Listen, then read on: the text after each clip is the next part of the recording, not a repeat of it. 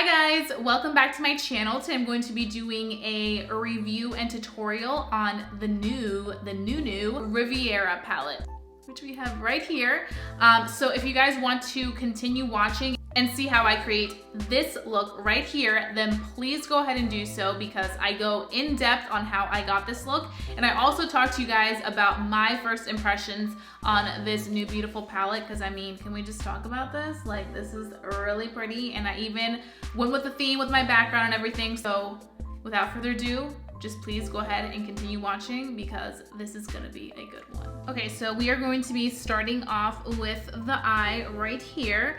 And I'm so excited to jump into the Riviera palette. I need to make sure I pronounce it correct before you guys come for me. But I do wanna quickly go ahead and start off by priming my eyelids, because it's very important. Usually these are the ones that I like to use. As of recently, my favorite one is the Morphe one, but I found that with this palette, you need to make sure that you use something that is a little bit more pigmented, because it allows those very nice, vibrant colors to really lay on top nicely. So we're gonna be using the P. Louise base today, and I'm gonna be putting this all over my eyelid. And then we're gonna be using my Morphe M173 brush, and we're gonna just be packing this all over, and I'm really kind of spreading it all throughout and really getting that good color on there as a base.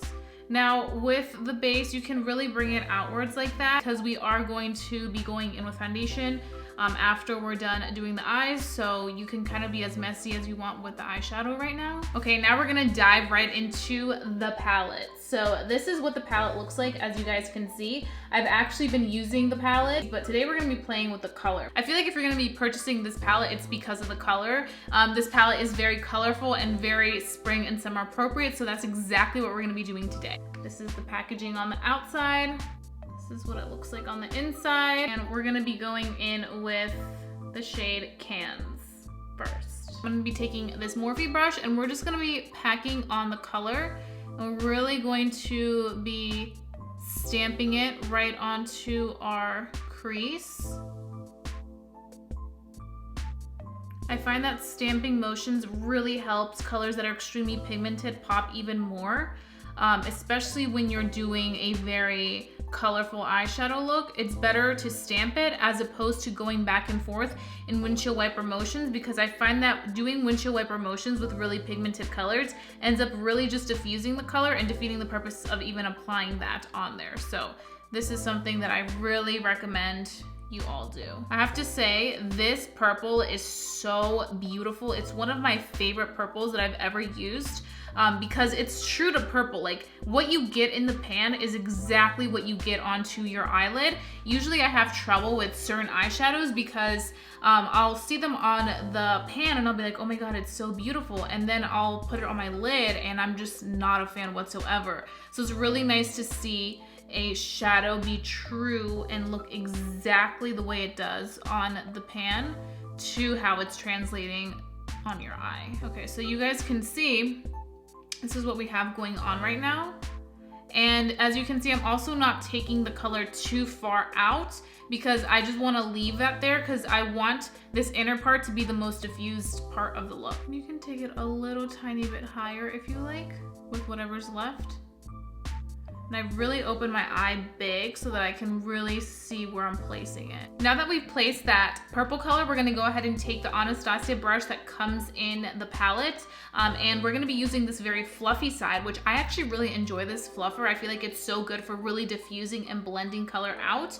And we're gonna be taking the next star of the show, which is Bahamas right here. As you can see, I made sure to complement my background with that color. So we're gonna be taking that color, and we're gonna be using a very light hand, and we're going to start to apply it up here and just blend it into that purple. And as you can see, I'm using a very, very light hand. If you go in with a heavy hand, it's just going to look way, way too intense. And you really want to give this look the vision that it's a very diffused, becoming one eye.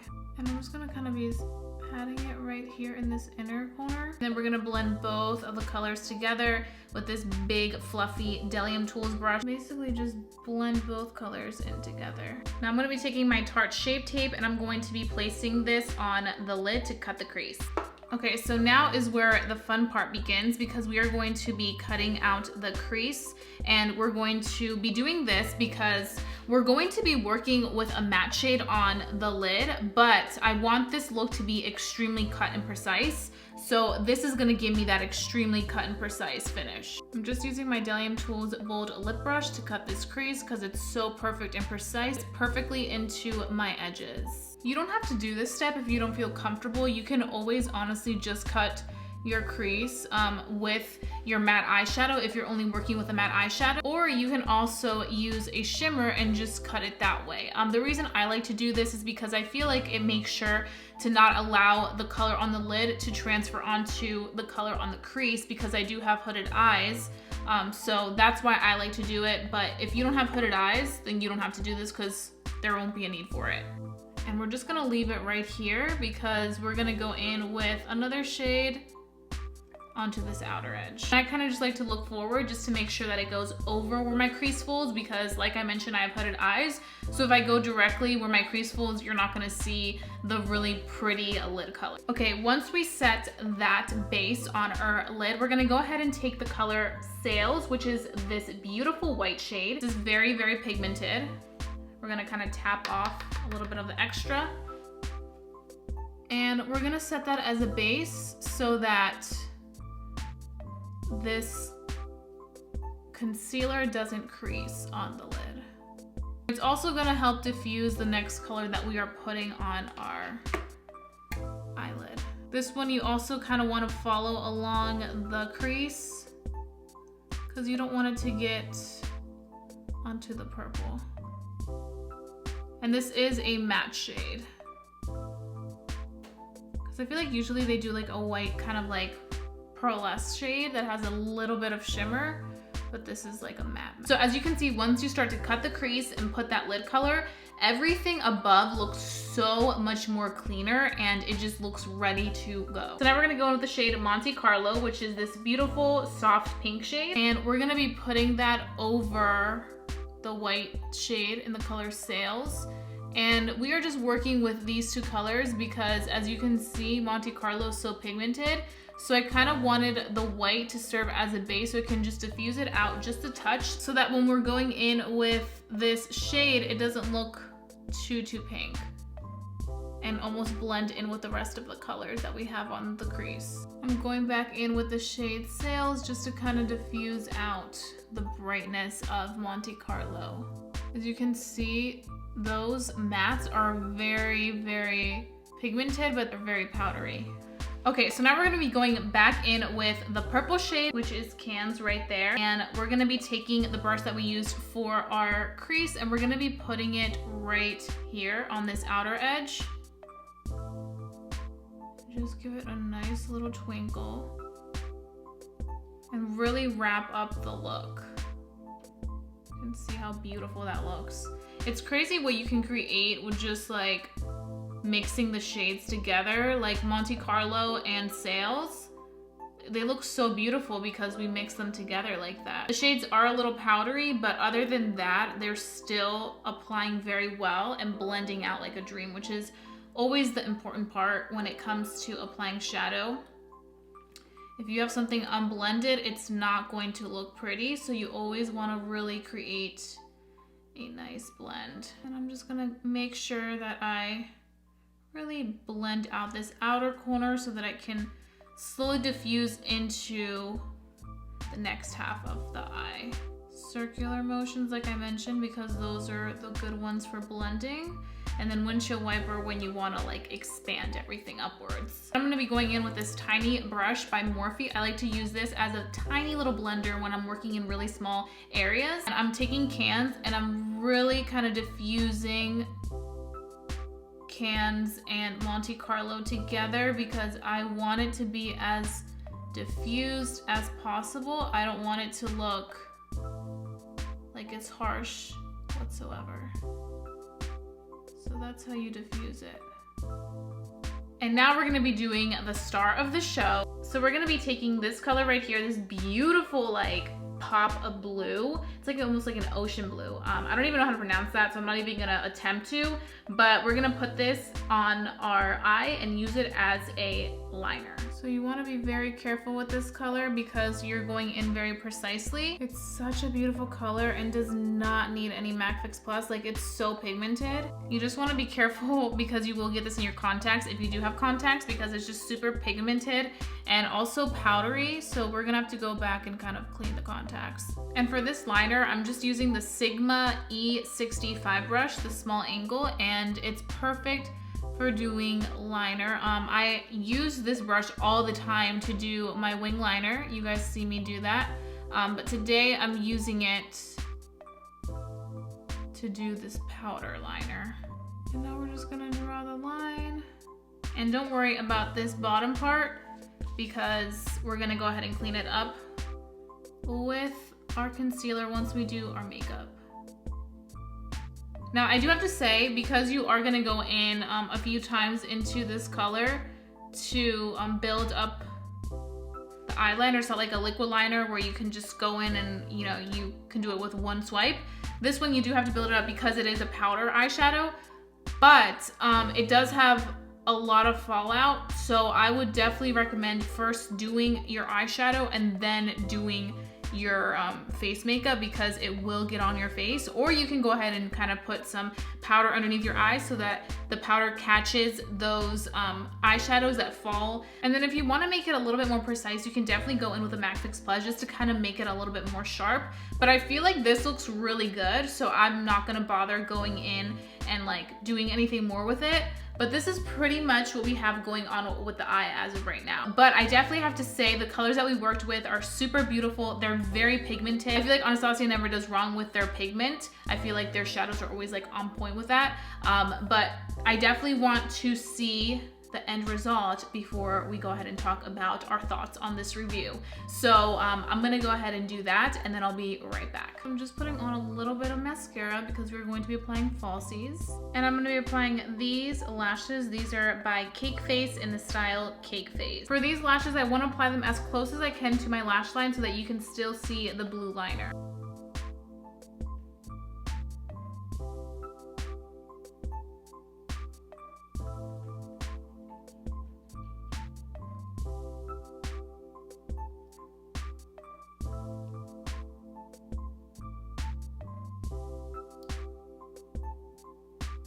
Like so. Okay, so we are back, lashes and all, and now we're gonna go ahead and finish off the eye. The first thing I'm gonna go ahead and do is we're gonna be taking this big NYX Jumbo pencil. I'm just gonna be running it on my lower lash line, like this.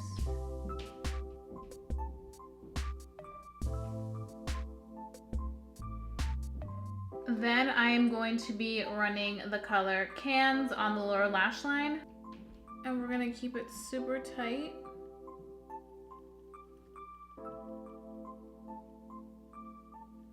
Once we have that, I'm gonna go ahead and go in with pink shade Bahamas.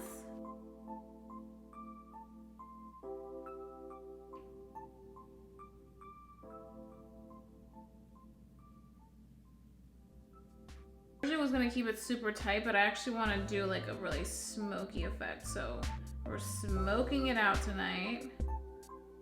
And I'm taking it way lower than my crease line so that if it does crease, it creases within and it won't crease down below. And I do kind of want to drag a little bit of the pink.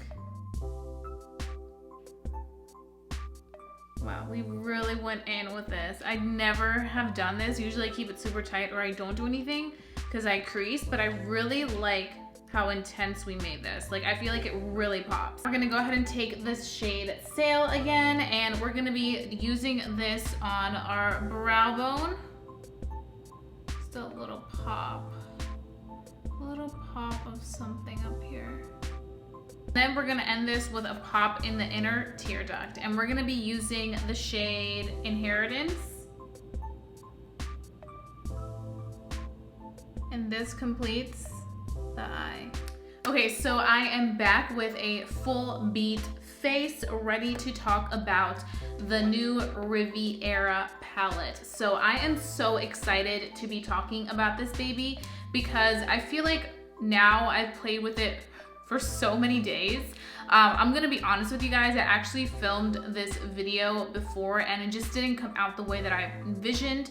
I don't want to put out content unless I am 1000% in love with it. And I have to say, I really enjoyed it. As you can see, I've been using and abusing this baby, but I really like the concept of this palette. I feel like they did such a good job, especially for a spring release. I feel like this is exactly what the makeup world needed right now. Some fun color and just like some good shades that can really get us in the mood for spring. At least where I live in Maryland, it was a super cold winter. Like, this is the lightest I've been in a long time. So for me to kind of get into some fun, colorful makeup, it just makes me so happy and so ready for spring and summer. So that's why I knew that when I created a look for you guys and reviewed this palette, I had to do some color. Now, when they launched the palette, they also launched a few other items. They launched loose highlighters, they launched a setting spray that is dewy, and they also launched brow gels. And honestly, I wasn't interested in any of those. I did go ahead and swatch some of the highlighters. I feel like they were too glittery and kind of sheer in my opinion. Then the dewy setting mist. Honestly, I have oily skin. I would get no use out of it. It looks very similar to a MAC Fix Plus. I don't really like the scent of vanilla. I love coconut, but vanilla and coconut mixed together, I'm like, that's probably not for me. Now, I do have to say though, the packaging is so beautiful, and I feel like that's kind of what intrigued me to think about purchasing it, because I was looking at that packaging, I'm like, okay, this packaging is fierce AF. And I feel like that's what a lot of times they do. They'll have beautiful packaging, and usually that's what will convince the consumer to purchase it, because they're like, oh my god, this is so stunning, I need it in my life. But I really had to talk myself out of it. I was like, you know, there's more cons than pros for me with this, so let me just not get it. As for the brow gels, I never do really well with brow gels. I feel like they're too pigmented for me. I'd rather just do my brows with my pomade and my brow pencil. So now moving on to this baby, this is what the palette looks like. As you can see, it's already so dirty because I just have been playing with it nonstop. This is something I would want to take like on a vacation. Also, the names in this palette are so luxurious, like yachts, Bahamas, Monte Carlo, Cannes, Inheritance, Mediterranean, Estate, Cabana, like just really luxurious names. And as you can see, it's a pretty standard palette. It has a mirror in there, and then it comes with a nice brush. I typically never use the brushes, but this time around I did use the brush a lot for my eyeshadow, and I was just obsessed with it. I feel like it's such a beautiful brush to really blend out and give you like the perfect, most beautiful blended shadow. So I'll definitely continue using that nice blender brush because I feel like it made a big difference when I did go in diffuse two colors together. As you can see, it just gave me like a beautiful gradient effect. So as for the colors, you get a really good distribution of mattes and shimmers, as you guys can see right here. You have some beautiful pops of color. I'm first gonna talk about the mattes. So I feel like for the mattes, I really like the color selection, except for a few. I wish that they would have done a really pretty blue in here. And then I wish that this color Cabana was more vibrant. I feel like it's a mustard yellow. I wish it was like a very intense, bright yellow to kind of go along with Bahamas and Cannes. That would have been beautiful. Now, I am glad though that they did add a blue in here, and they added this other darker blue because I feel like that did complement the whole color scheme of the palette itself.